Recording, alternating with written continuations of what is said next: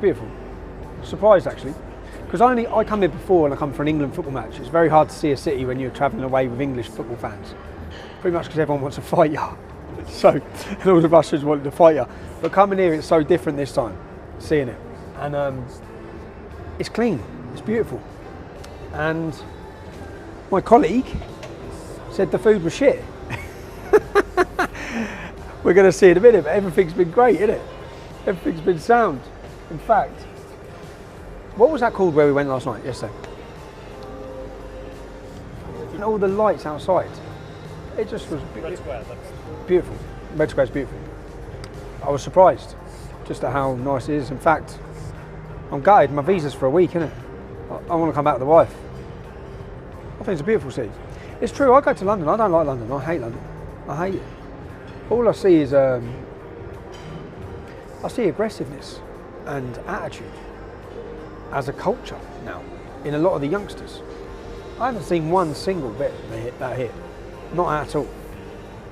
So, yeah, might move to Russia. Express yourself. My main social media platform now is Telegram. Моя основная социальная платформа это Telegram. It's Telegram.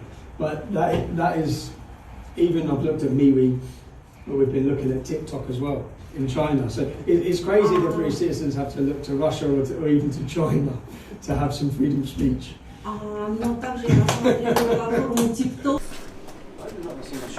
Hey guys.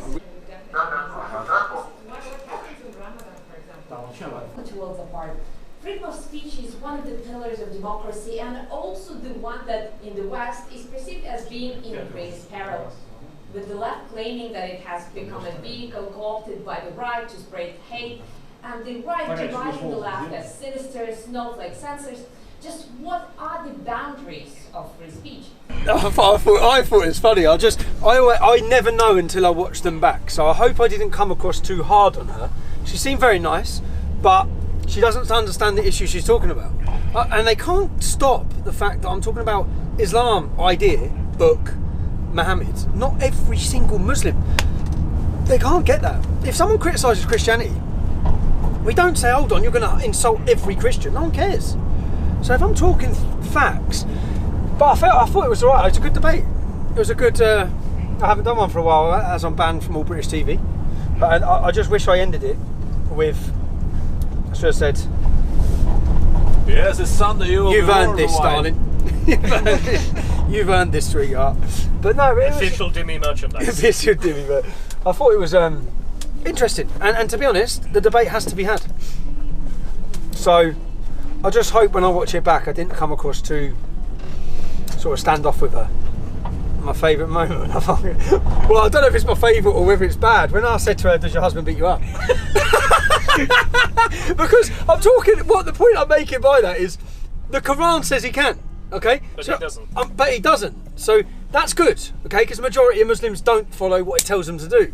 But that doesn't mean that that's not problematic, because then you have Muslims that do beat their wives and they justify it using this verse. There is no law against domestic abuse in Kuwait, for example. There's no law? No law. No, that's it, because of Islam. But that's the point in it. And she can't fathom that. She can't fathom that what I'm saying is, I'm not saying her husband's a bad person.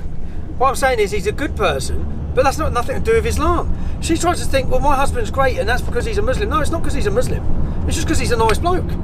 And being a Muslim must be part of his cultural identity. Part of his identity, which I understand that. That's why I said, I bet your husband has a beer. I bet he bets. She didn't answer that. No, she didn't. No. Because he does, because I know he does. But from what I understand after talking to people, they don't have the problems we have. But I think the problems we have, because I have Muslims in Biggleswade, which is a town not far from Luton, there's no mosque, and they've all integrated sound. It's like they're Muslim when they get inside their house. You know what I mean? A bit like Sikhs. It's not in your face. And I think a lot of the problem comes from the influence of the mosques. And the influence of the mosque promotes the intolerance or the separate. But anyway, yeah, it went well. And we're going to go eat, because that's all I do, is eat. And Edvard picked the best restaurant earlier, mate. By the way, Edvard asked the host to name the 5 pillars of Islam, if she's so but she couldn't name one. But but most people can't. That's it. Most people can't. So she's a normal lady who's in a decent relationship with her husband, and she's just seeing that what I'm saying is so far away from who he is. But she can't fathom that I'm not talking about him. None of them seem to be able to get it. I'm talking about a book and an idea. But we're getting a night train, aren't we? Yes. And 600 miles we go? 600 miles. 600 miles tonight. And we'll wake up in St. Petersburg. And we'll eat again. Step into my abode, where it's 25 degrees. 22 degrees Tommy out Robinson, fake news, not 25. Oh, 22 degrees. We are on a night train. We're about to set off from Moscow to St. Petersburg. It's 8.5 hour trip. But I've got my own room, so my mate Nathan's meant to be here. And Nathan, we'll make sure this is going in. I know you're bullshitting that your passport didn't come.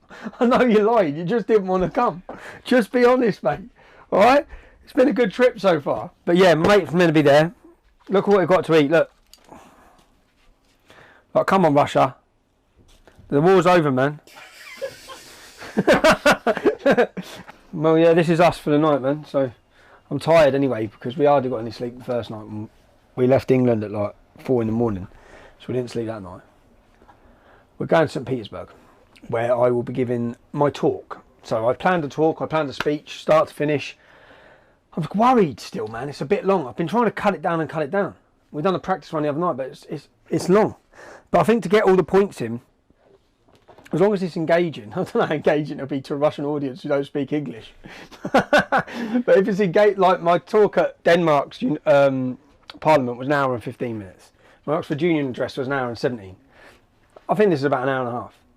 But it's got important issues that I want to prove. I want to start to finish the history of the rape jihad in our country, but also put in testimonies from the victims and the perpetrators and look to see if this is Islamic. If the reason that 84% of the convictions are Muslim men, is there a link? There has to be.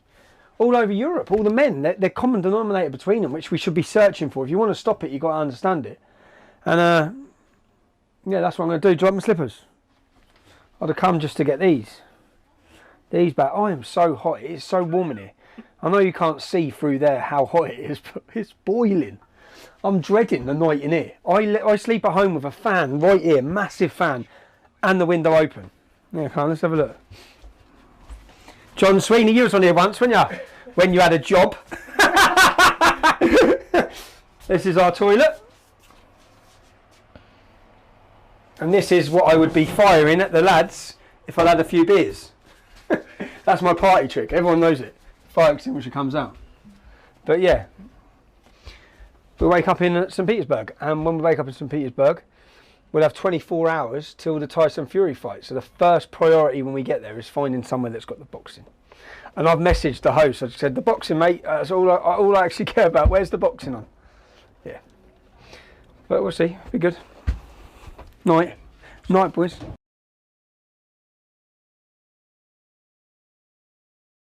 It's cooler where we are. And they look like cheese and onion, but they ain't. Which has done my head in, if I'm honest. I thought they were cheese and onion. That's what I'm bothered about, mate. Is that they're not cheese and onion. Blue are cheese and onion in England, right? We're on, it was too hot, man. So we're on in the bar. I am going to go to bed in a minute though, I don't care how hot it is. Got a big day tomorrow. So what we've come to Russia for is tomorrow. It's for the presentation, start to finish. And yeah, I'll be relaxed once I've done that. Oh mate, what have we got, 8.5 hours? Russian food. I went TGI Fridays, mate. I went straight to the train station to see TGI Fridays. Do you know what it was? I FaceTimed my kids earlier today, and they was in TGI Fridays in Milton Keynes. And I love TGI Fridays, man. So I was like, we walked into the train station, as soon as I see TGI Fridays, I was like, there. I am sleeping, man. Look at him. I'm going to go to bed. I slept alright. It got colder, didn't it? Yeah, it got colder. It's early, isn't it? So.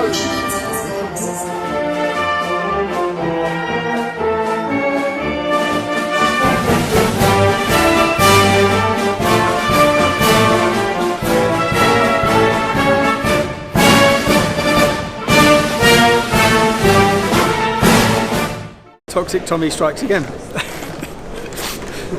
the interpreter, the interpreter, who was due to live translate what I'm saying to the Russian audience, has pulled out because she's read my Wikipedia page. I can't help it, man. I'm in Russia and I've got someone offended about what I talk about. So we'll see how the speech goes. This is a libertarian movement, so there's many on the left in the audience. I don't want her to confuse, which is why I start off my speech saying my central argument is not all Muslims are involved in this. My central argument is that there's a link between the crimes being committed in my country and scripture-based support for it. But yeah, I think now Mikhail, who's invited me, he's going to translate. Live translation's hard, no? If this was an English audience, I'm sound. I'm going out there and I'm just firing on all cylinders, mate. Because it's a Russian audience and I know there's a breakdown in relationship in language, I'm a little bit nervous. And I want to, because of the topic I'm talking about, and it's the first real sort of lecture I've given it, or presentation I've given it, it's such an important issue, I think, especially bearing in mind this morning's news, that the government are not going to make their findings public. Why not? Why won't you tell us what's happening with these gangs? Why won't you tell us the motive of these gangs so we can stop it? They're scared. So I'm going to do it instead. But before I start, my central argument is not that all Muslims engage in this activity. It is simply that there is a direct link between the scripture and the acts we see in our towns and cities. She had seen other English girls being taken upstairs by Pakistanis who picked them up in a certain cafe. That may sound familiar to the recent Rotherham news. Let me read you one more extract.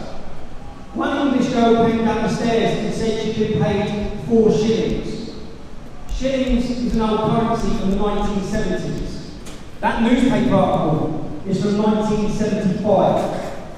If politicians aren't going to stick up for us, we will make them, because we will cause so much fuss and so much noise, they're going to have to listen. We will not back down or be beaten into submission. We don't care if you call us racists. We are coming anyway. We're going to continue doing it until someone listens. A society that cannot defend its children has no future. I want to thank you all for taking the time to listen to my presentation.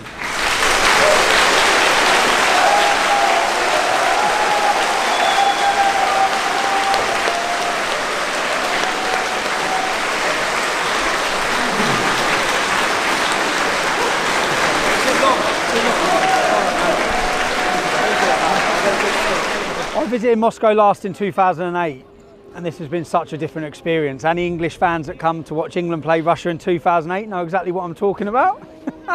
But it's a beautiful city. I've made some good friends. I've been invited back to address the Russian Duma, which is their parliament. And I found out a lot as well. I've been surprised about some of their immigration problems. Surprised about how their people feel as well at risk, or that the Russian people aren't protected from immigrant crime. In fact, a lot of what we talk about at home, I've heard from a lot of Russians here. So I think it's important that we see Russia as not part of the West, whereas it is. The Russian people couldn't have been any nicer.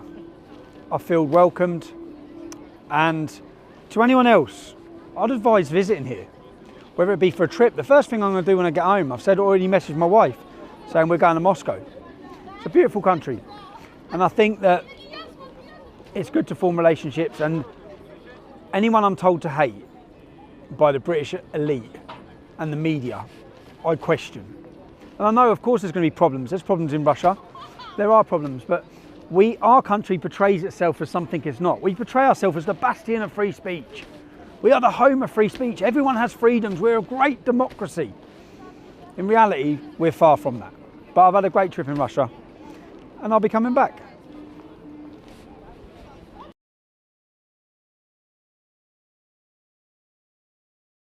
Yeah, Joe. What's on the phone back? Save the terrorism laws.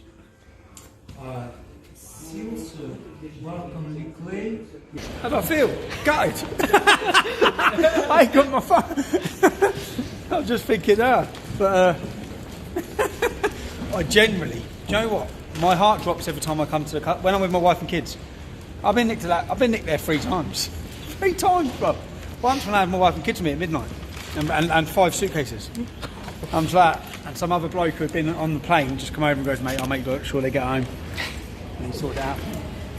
But yeah, we're back, mate. We're back. Let's get back to it. Oh, good shot. So, repacked. They've gone through that, all right? So-called security check. That's why they didn't stop me at the airport. They had the phone. This is what Tommy thinks a Big Mac is.